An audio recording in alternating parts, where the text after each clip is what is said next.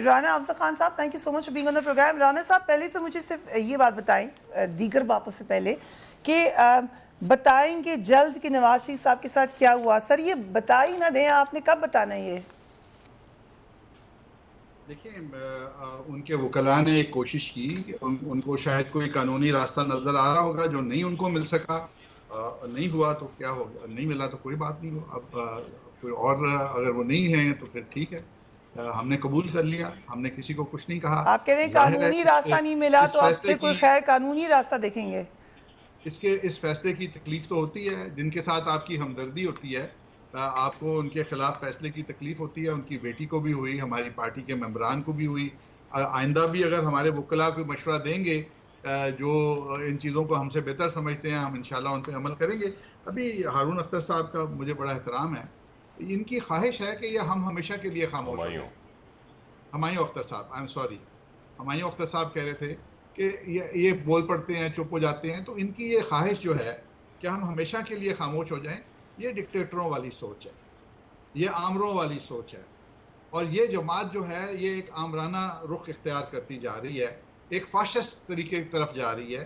जमहूरियत से इनका वास्ता कोई नहीं है। तो अगर इनकी ये ख्वाहिश तो पूरी नहीं होगी, इनको ये भूल जाते हैं कि जो डिक्टेटर आए थे उन्होंने भी 3-3, 4-4 महीने के बाद आवाजें निकाली थी कि भी हम बहुत जल्दी इलेक्शन करा देंगे। वो आए फिर किस लिए थे? 9-9 साल उन्होंने हुकूमतें की। तो ये जो सोच है, आप इससे बाहर निकलें। आप हर बंदे के हकूक को तस्लीम करें और हकायक के ऊपर आ जाए, झूठ ना बोलें। मुल्क को आपने आगे लेके जाना है। इनकी मिसाल, आप गाड़ी खरीदते हैं तो गाड़ी के 4 गियर आगे जाने के होते हैं, 1 गियर उसमें पीछे का रिवर्स होता है। इनकी जो गाड़ी है उसके 4 रिवर्स गियर हैं। आप कोई सवाल पूछ लें, ये पीछे को जाएंगे।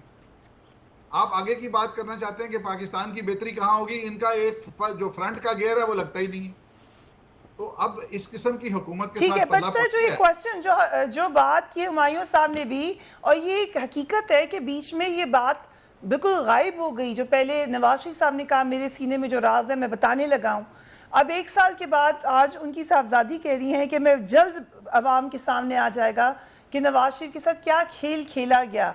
सो ये तो एक थ्रेट लग रही है, और अगर कोई बात है तो बता दें अवाम को, बार बार थ्रेट क्यों दें आप? मुझे नहीं याद पड़ता कि नवाज शरीफ साहब ने काफी पहले कोई बात की होगी, और ऐसी बातें होंगी। जो राज थे वो एब्सोल्युटली, मैं आपको याद कराती हूँ। First time he said it on the floor of the house, धरने के दौरान उन्होंने कहा कि ये बाद में पता चलेगा कि क्या हुआ। He said only one line, ये बात उन्होंने बस कही। उसके बाद जीटी रोड पे नवाज शरीफ साहब ने कहा कि मेरे सीने में राज दफन है, मैं बताना चाहता हूँ। मेरा ख्याल है, मैं गेस कर सकता हूं कि वो यही है कि इस मुल्क में इक्तदार की चपकलश है। एक लोग अवाम से वोट लेके आते हैं, एक अवाम से जो वोट लेके आते हैं उनसे इक्तदार छीनते हैं या उसमें हिस्सा मांगते हैं।